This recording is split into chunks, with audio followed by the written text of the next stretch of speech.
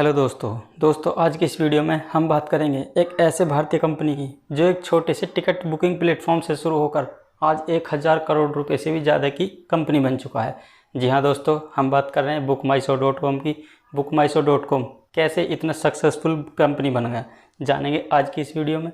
अगर आप चैनल पर नए हैं तो चैनल को सब्सक्राइब करने के साथ साथ वीडियो को लाइक और शेयर भी ज़रूर करें।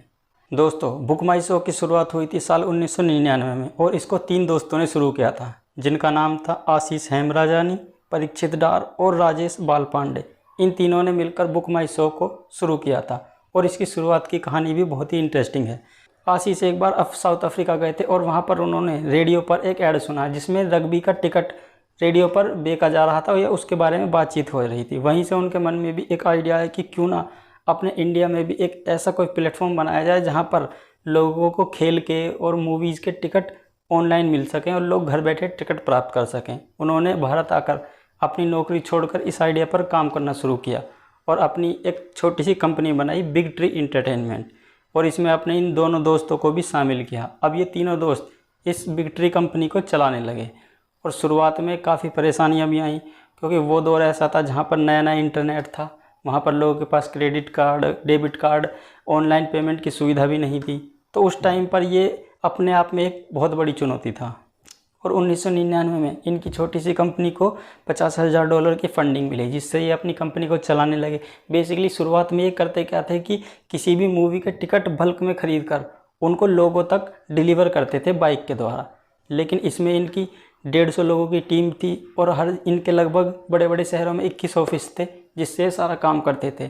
लेकिन इसमें प्रॉब्लम ये थी कि इसमें कॉस्ट बहुत ज़्यादा आती थी और लोगों को 1 बाय 1 टिकट डिलीवर करना अपने आप में एक बहुत बड़ा काम था। उसके लिए बहुत बड़ी टीम की ज़रूरत थी, जो कि उस टाइम पर इनके लिए पॉसिबल नहीं था। लेकिन फिर भी अपने काम को ये धीरे धीरे चला रहे थे। लेकिन तभी सन 2000 में .com क्रैश हो गया। 2000 के आसपास की .com बबल एक ऐसी घटना थी जिसमें कई सारी कंपनियां डूब गईं, या जो और बहुत बड़ी कंपनियां थी उनके शेयर भी एकदम से धड़ाम हो गए थे। क्योंकि उस टाइम पर 90 के दशक में इंटरनेट नया नया आया था, नई नई इंटरनेट कंपनियां बाज़ार में आ रही थी, तो लोग उनमें ज़्यादा इन्वेस्ट कर रहे थे। लोगों को लगता था कि इंटरनेट वाली कंपनियां मार्केट में ज़्यादा परफॉर्म अच्छा करेंगी और उनसे ज़्यादा कमाई के मौके मिलेंगे।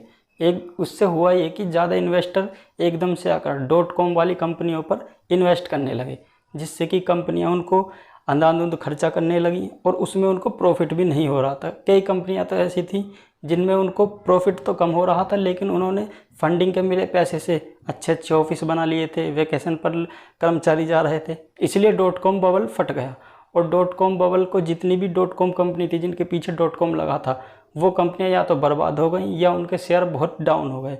उसमें बहुत बड़ी कंपनी Amazon.com भी थी और उसके शेयर भी 80% तक गिर गए थे उस बबल .com वाली क्राइसिस में।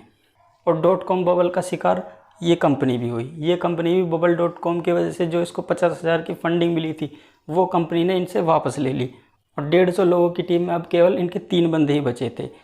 कारोबार को चलाना काफ़ी मुश्किल हो रहा था, लेकिन फिर भी ये तीनों डटे रहे और अपने बुक माई शो के बिजनेस को धीरे धीरे आगे बढ़ाते रहे। लेकिन तभी सन 2003 में भारत में मल्टीप्लेक्स का दौर शुरू हुआ। भारत में नए नए मल्टीप्लेक्स बनने लगे। उसके लिए इन्होंने मल्टीप्लेक्स वालों से कांटेक्ट किया और उनको एक ऐसा सॉफ्टवेयर तैयार करके दिया जिससे कि लोग ऑनलाइन टिकट बुक कर सकते थे इनके प्लेटफॉर्म के माध्यम से। और फिर कंपनी को धीरे धीरे 4 साल तक चलाने के बाद साल 2007 में नेटवर्क 18 ने इनको फंडिंग की और नेटवर्क 18 की फंडिंग करने के बाद इनका कारोबार धीरे धीरे चलने लगा और ये फिर अपने प्लेटफॉर्म पर नए नए ऑप्शन भी ऐड करते गए। एक तरफ जहां केवल बुक माई शो मूवीज़ के टिकट ही बुक करता था, फिर ये अपने प्लेटफॉर्म पर नए नए खेल भी ऐड करते गए, जिसमें रग्बी, फुटबॉल, क्रिकेट या और भी बहुत से स्पोर्ट इन्होंने ऐड करे, जिसके टिकट बुक माई शो के थ्रू बुक किए जा सकते थे। और ये इसके लिए अपने आप में एक बहुत बड़ी बात थी, जिससे इसकी मार्केट को बूम मिला। और इसी का नतीजा था कि फिर साल 2008 में कंपनी ने 7 करोड़ का प्रॉफिट गेन किया, लेकिन ये फिर भी घाटे में ही चल रहे थे। लेकिन फिर इनका घाटा धीरे धीरे कम होने लगा। सन 2008 में इनका घाटा थोड़ा और कम हुआ और फिर साल 2009 में IPL स्टार्ट हुआ। IPL में दिल्ली डेयरडेविल्स और किंग्स 11 पंजाब ने इनको अपनी टिकट बुकिंग का ऑफिशियल पार्टनर बनाया, जहाँ से इनकी किस्मत पलटना शुरू हुई। फिर ये IPL के मैच के टिकट भी बुक करने लगे, जिससे इनकी मार्केट को काफ़ी ज़्यादा बूस्ट मिला, क्योंकि IPL का भारत में काफ़ी ज़्यादा क्रेज़ था क्योंकि आईपीएल के मैच में लोगों को टिकट मिलते नहीं थे, वहाँ पे जाते थे, लंबी लंबी लाइनें होती थी, तो लोग पहले से ही टिकट बुक करने लगे, जिससे इनकी मार्केट को काफ़ी ज़्यादा बूस्ट मिला और फिर इनका कारोबार धीरे धीरे बढ़ता चला गया। और सन 2010 के आते आते बुक माई शो का राजस्व लगभग 12 करोड़ हो चुका था, जो उस वक्त किसी भी टिकट बुकिंग साइट का सबसे ज़्यादा रेवेन्यू था। तो अपनी अपार सफलता को देखते हुए फिर बुक माई शो ने अपना ऐप लॉन्च किया।